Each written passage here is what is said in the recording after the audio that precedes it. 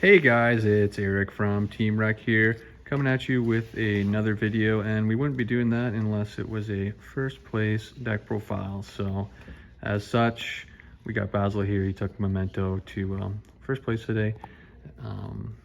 Yeah, tell us about what happened. Yeah, I'm done playing Vanquish Soul. Deck needs some work. So I'm on Memento. The deck's insane.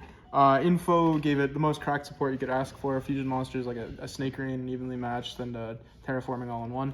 And the Sheep is the unsung hero of the deck. I was playing it before that too with Wave 2 support. I really liked it, but now the deck's just all gas, no brakes, shifter's busted. But we can get right into it if you want. All right, let's do it.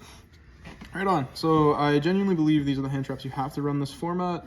I got the 3 Ash, the 3 Imperm, the 3 Veiler, and a couple of Nibs in the main. I made this change for today. I was seeing it too much if I was going first, so I put one on the side.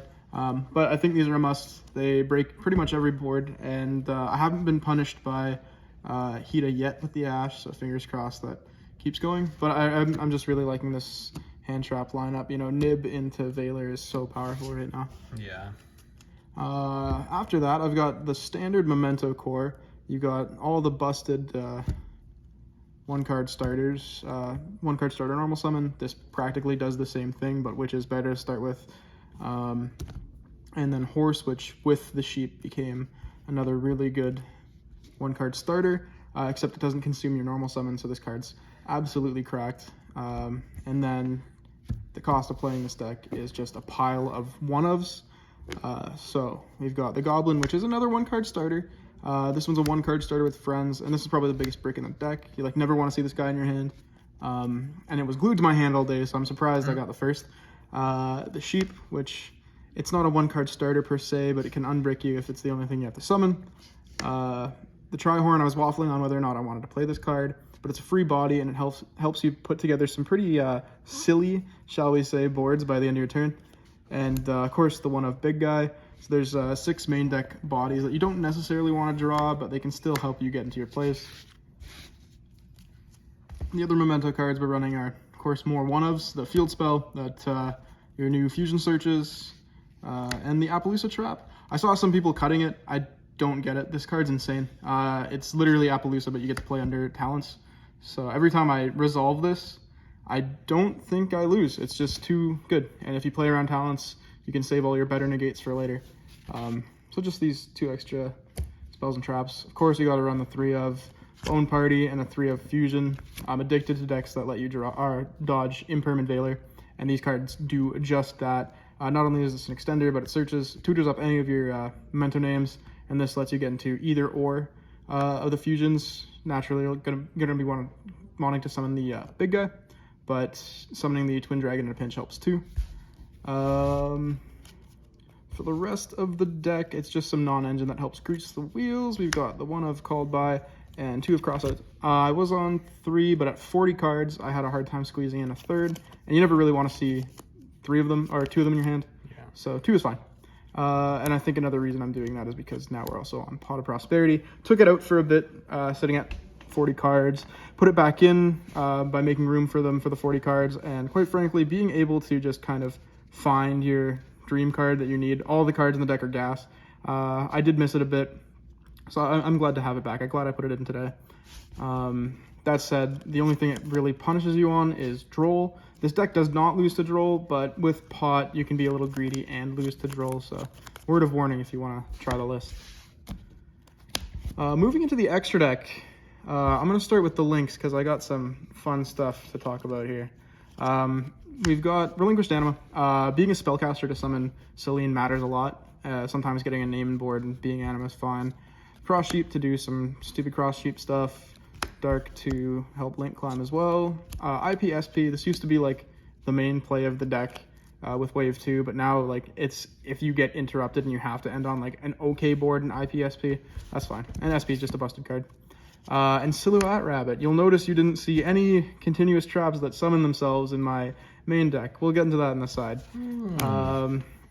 We've got Celine and the 2 things you want to make with Celine. Access Code and Appaloosa, and occasionally, you know, you'll have long games, and the best thing to end after a long combo sometimes is Agave Dragon. We're not going to talk too much about it.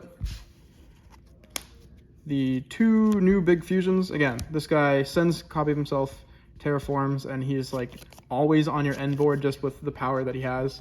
Guardian Chimera, you don't make it as much anymore, but it can help, so I'm hesitant to cut it. And 1 Twin Dragon. I'm really glad you can finally cut this down to 1 now that there's other things to fuse into. The card's still really powerful, but you only ever needed 1. And lastly, Winda. So, yeah, about that rabbit, it can summon anything that summons itself as a, or it can set any continuous trap that summons itself. Right. So it turns out there is a shit-all monster that you can make. And by ending your turn, this is on my side, by ending your turn on, you know, your standard board or your big guys and Silhouette Rabbit that you'll actually pop with the fusion spell to search another copy of the fusion, you can fuse into Window without activating any monster effects at the start of your opponent's main phase, which is just absolutely insane.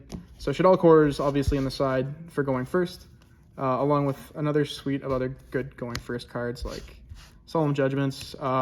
It helped me immensely today. I hit a Dark Ruler in Game 3 in the finals, so love to see Judgment. It just helps with those cards that this deck can't necessarily deal with, like Dark Ruler, like Evenly Matched, and I have a hard time like cutting it from the list, so I'm keeping it in. I went down to 2 D-Barrier, I was on 3. It gets a good card to lock out your opponent, but most people are still playing, and it doesn't do anything against Snake Eyes. And Ubel can still play, so I'm not a fan of D-Barrier as much as I was, but I, again, was a little hesitant to completely take it out of the deck, so we're keeping it in at 2. And then a couple other fun going first cards. I say fun, but this one isn't very fun. Fun it's for you. The only one. This one's fun for me. I love this card. This card's awesome. It's hard to work into your combos. Like, you kind of have to already draw Cracked and then search it later. But it pops 2 things, and I have a blast every time I get to resolve this card. But the thing I found, I was running it in the main for a bit. The thing I found is when you activate it, or when you set it rather, you don't get to activate it because people will just scoop because your board's already too strong. So, I don't know. It's fun. Not the best. Little Jacob sneak peek there. Saw that. Here's a Cosmic. It's mostly a cross-set target. Here's that other nib. 2 DD Crows because I don't want to run Bestials. Maybe it's because I don't own Bestials. Maybe it's just because I don't want it to interrupt with the horse, but here we are. And lastly, we've got multiple Charmies. Multiple, eh? Multiple Charmies. And that's the whole deck. I've been playing this deck for, I want to say, about 4 months now, something like that. And I've had pretty alright success with it. It's very fun to play. The combos are very non-linear, and you can play through an absurd amount of hand traps and still end on decent boards. So, agreed. You know, finally getting that locals first with the new support feels really good. And hopefully, you know, I can keep playing it, keep refining it, and see where it takes me, honestly. Can't wait for Akihiron to come out with, what's the new set coming out? Rage of the Abyss. Rage of the Abyss. Yeah, that guy will be fun. Yeah. I've already cooked up some cool combo lines with it, so we'll see what happens, right? Anyways, that's about all I got. Awesome. Clean, quick profile. Great deck. Love to see the W. Like and subscribe for more, guys. That's Amen. it.